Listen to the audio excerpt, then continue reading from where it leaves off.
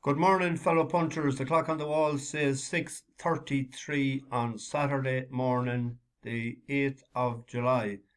I'm in the Trim Castle Hotel. Stayed here last night with the Healy family. Um, Went to bed at 10 o'clock or after. Well, I lay on the bed. I thought I might get an hour. I was absolutely wrecked.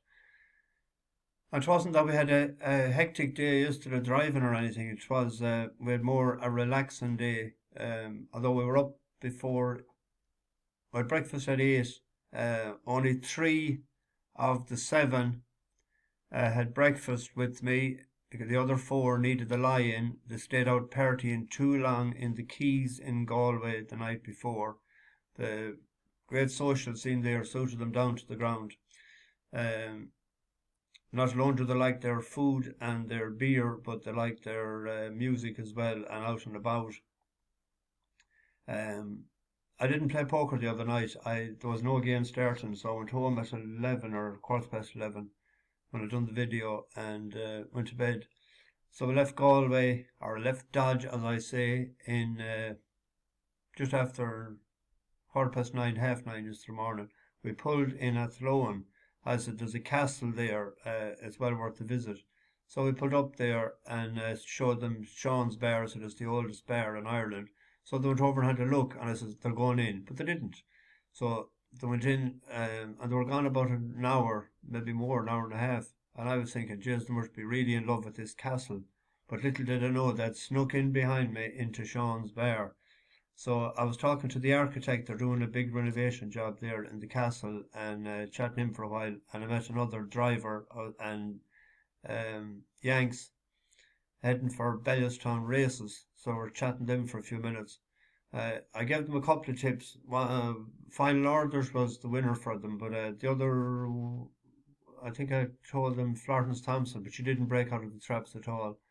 And they decided they'd have lunch in Athlone, and it was well worth it. We went to Maisie's, eating outside. Brilliant day, great sunshine, great breeze, and had lunch.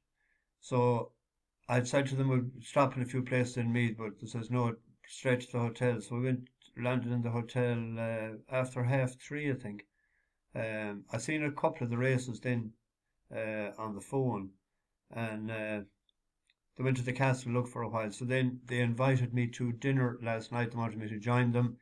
So the reservations were made for 7 o'clock over in a steakhouse over the Shock, is it, I think? Um, but what a night with crack and entertainment with them. Uh, they're absolutely brilliant, and they'll be tuning into the channel. I told them about the channel yesterday. I hadn't told them up to then.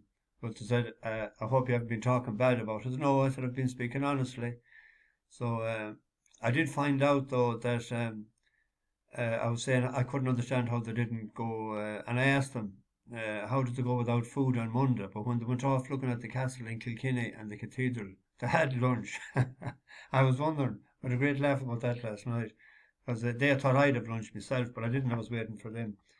So, but the discussion about the starters, I don't know how many plates came out. There must be 7 or 8 plates, or could be up to 10. You'd feed a football team with all they come out. And I said, geez, that was fast. The dinner came up. I didn't know what they had ordered. I said conservative, went with beef.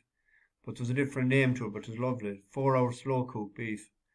But the starters and the shared, and do you want a bit of this? We want to try this? Do you want to try this? And the Guinness to beat the band with it as well. And I said to Don, I said, it's like the Last Supper. He said, I hope not. He said, I'm flying tomorrow. Um, and Irish coffee. Oh no, that Irish coffee's after. But the feeds that they had, and mostly all eaten as well.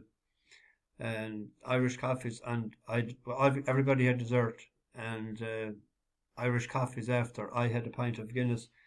So we came back, they were going up on the rooftop. There's an open area here, and they were bringing up drink. But I said I might go out for the chat. I didn't want any more drink, but I crashed out on the bed, and I didn't wake until 20 past 1. So I went to bed properly then.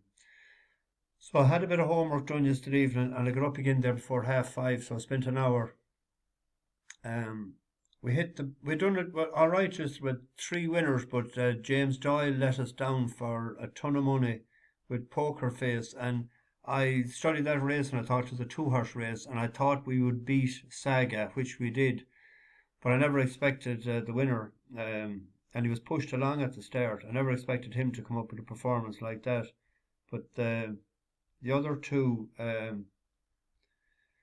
I can't even think of their names. Mind is blowing again this morning. Two good winners, and then we had Bashful Boy.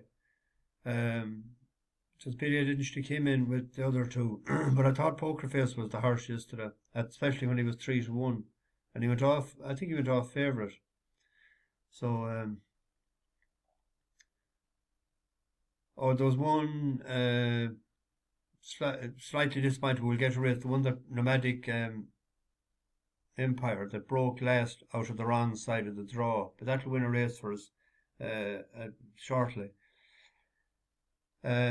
We're breakfast at 7:30, and we're getting out of Dodge then straight away, and they're flying. 5 of the 7 are flying at 11:15, and I have to drop the other two into Dublin, and then it will be home, boys, home. But they had a brilliant time. I thought Don had been here before, but it's his first time. They go on holidays every year, and they go to Florida to Disney World once a year for a week, the whole family. And breakfast, dinner, and breakfast, lunch, and dinner has to be ordered months in advance, and they put great detail into doing this, so they're used to doing it. But tremendous family, loved their company during the week, and we'll get on to today. Let's see. I'm going to do things slightly different today.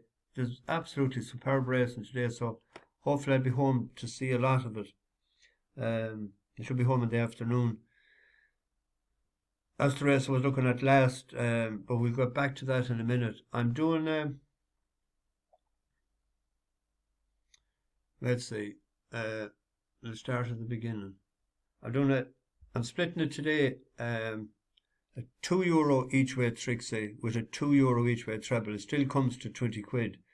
The three that I've picked at the prices, if the three of them win, it'll be £2,000. If the three of them are just placed, I think it's about 70 quid back. So we make a profit if the three are placed. Top of the shop there is Tiber Flow. That done us a good turn last time out in Newcastle. But I think it's better on the goo than it is on the turf. A horse that done us a better turn 2 runs back for it, but its last run for us is Get Ahead. This is very slow this morning, and there we go. I'm trying to get 3 that I'm hoping will be at least placed today, but this one 2 runs back in a listed race, and a 1 snug enough, but to that 6, but a fast run 5 I think will suit it. The last day then it ran in a Group 2 in France, in Chantilly. It's on the rail, and it finishes well again. This is just short of 5 furlongs, but it's in the reddish colours. Well, mauve. Behind these on the near side, the maroon of Get Ahead is looking for a way through. Bernouille is tracking them as they come down towards the 400, and Pontos now taken on by Tudo Bem. Marshman on the wide outside is getting a run in, and Marshman now comes through to pick up the lead from Tudo Bem in second. Over on the far side is Get Ahead. Now here goes Game Run on the outside. It's Marshman and Game Run in the run towards the line. Game Run gets the upper hand, and Game Run in a photo with Get Ahead on the far side. Unlucky not to be winning that race that day. Few more yards, but it had one at 6 the time before, so the uphill finish should suit Orange today. cap for David Egan. Princess Shabnam is right there, the white and red. Driven along in third place now is Sweet Harmony. Makarova's come under pressure too. In behind, moving well, is Get Ahead. Starts to improve now. And then Aramis Gray, a furlong and a half to go in the Cecil Frail. Still there, Kate Moss, but Get Ahead is scything her way through the field. She's going strongly now. Aramis Gray looking for a stand-side rail run, but Get Ahead is doing just that in the final furlong. She's going on now by a length and a half and going clear. Get Ahead. Classy performance, doubles up for Clive Cox and Richard Kingscote as Get Ahead wins the Cecil Frail. That was a listed race. Then second in a Group 2. Back to, well, it's a Group 3 today. Now it won't be simple because she'll be finishing fast, but she's hoping to get the splits and a bit of luck. So that's one. Then the 130 at 130 at Haydock. It's a 5 furlong sprint for 3-year-olds only. There's a bit of collateral form with a few of them there, but I thought, and I mentioned it the last day about JM Jungle. I said I was expecting a good run from it, and it was second. We were on something in the race, weren't we? Live in the moment. But JM Jungle, if you look at that race now, that was JM Jungle was the only 3-year-old in that race. Like their seasoned campaigners, a few of them, in that, you know, the likes of Count Dorsey and a bit Water of Leith. It ran pretty well. Like Count Dorsey had to get back to old days to beat it. It's in the green. And then came Water of Leith. They begin to rise the hill inside the final furlong and a half. A bait taken on all sides. Live in the moment towards the running road. Good luck, Fox out wider. And here in the green comes JM Jungle now looking to strike for home as they race inside the last. The bait trying to find more from JM Jungle. Count Dorsey's running on then. Good luck, Fox and Water of Leith heading up towards the line. It's Count Dorsey who's striking for home now from JM Jungle. And it's Count Dorsey to end the losing spell. So you'd be hoping that at least that would get placed today. Now, this is a horse I've been looking at for a long time.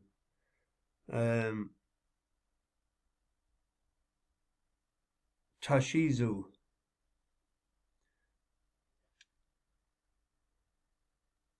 I should have followed this horse when he was with Joseph O'Brien.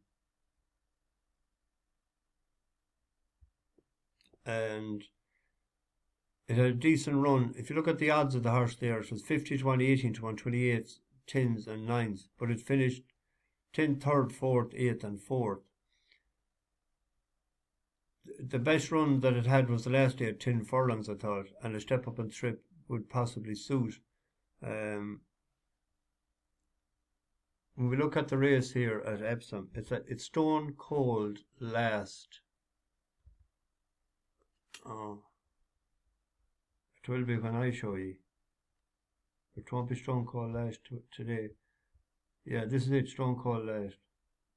In sleeves, further back Masakela, and then Toshizou and Mahaba, the champ, running down the home run then, and it's the side the final 4.5 furlongs and approaching Tattenham Corner, and it's the City's Phantom just getting a little bit of momentum going down the hill there, goes 2 lengths clear. Keep an eye on it. You would have to think that if that race was over 1.5 miles, it would be right there. So you're hoping that it will, it's going into unknown territory, but by Galileo, it'll, you know, it's there for 1.5 miles breeding. Johnny Pete takes the ride today as well, taking off 5, so that's bringing it down to an 85. That'll be the slowest in a long time. So it opened up 12 to 1 yesterday evening.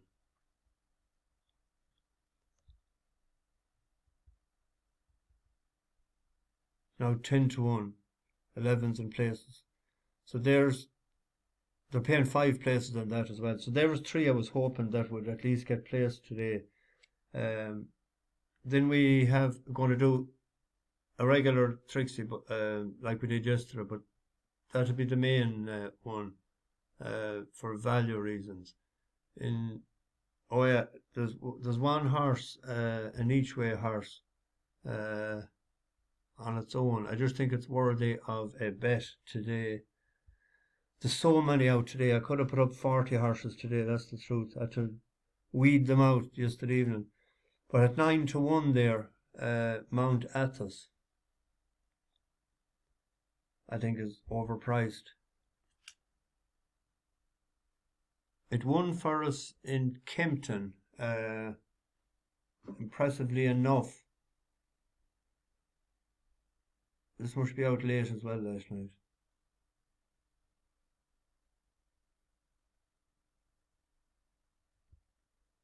It won for us in Kempton, 29th of March. I think I tipped it up in October as well. And I could have last June it. But the last time it ran, it was on soft ground. No, there's something. It ran since then, didn't it?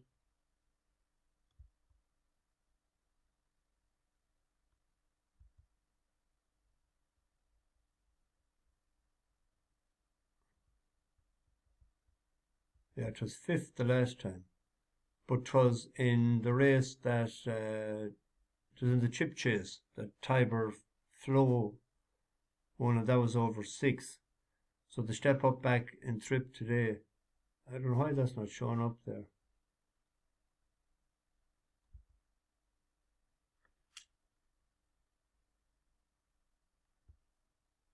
Now it's showing up, yeah.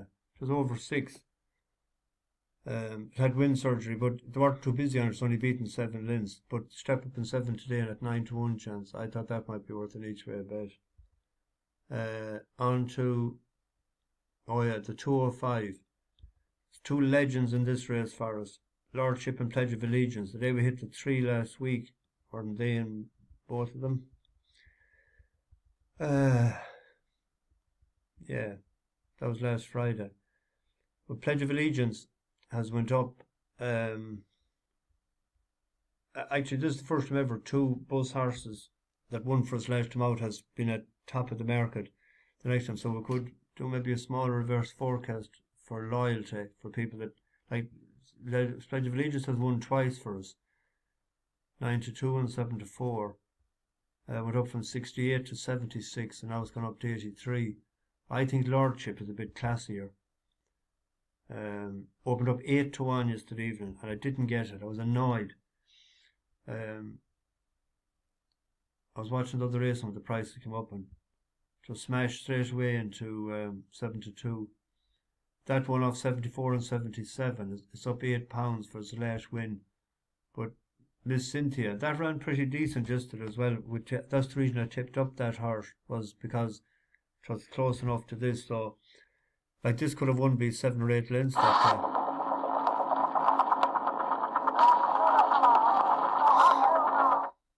Sit on the inside is Peaceful Night. Look at Lordship Travel. Heading towards the final furlong and a half. Lordship cantering all over them. Miss Cynthia pushed along in second. Up the inside is Peaceful Night. They're followed by Churchill Road. Fair Dinkum can't get to them. They head down to the final 150 yards. It is still Lordship in front by a length and a half. Miss Cynthia continues to be firmly driven. It's 3 parts of a length for Lordship, coasting to the line. Cozy as you like. But I think, even though the other one is a relentless galloper, I just think that might be classier. And Haggis has won this tour the last 3 years. The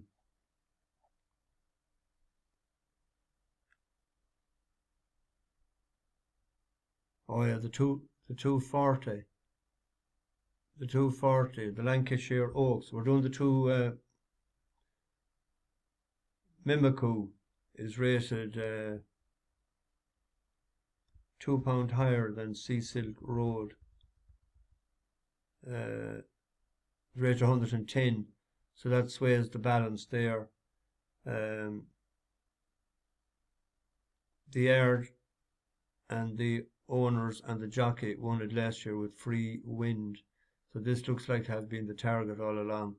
So that'll be leg 2 of the straight Trixie, Mimikyu, and then the big race. I said we'd get back to it. It's 4 horse affair, Group 1, Coral Eclipse.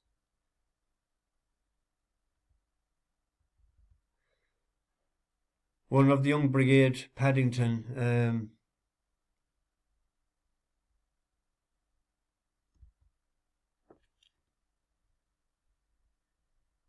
Arthur Moore what the man with Arthur Moore?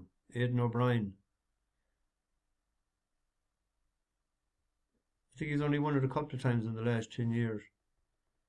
But we have to stay with Emily Upjohn. It won for us the last time. Buzz Horse. So we're staying loyal and hope that William Buick can get a tune out of her. She was very impressive, I thought, that day when she beat Westover. Made a sweep and move about 2 furlongs out. So that's them. You have a couple of more horses today that won for us before, or I tipped up before. Keep an eye on their money for Rebel in the 525. It has returned wind surgery now. We have our buddy Buyer Side is out today at 7-1. Left a bit in to do the last day.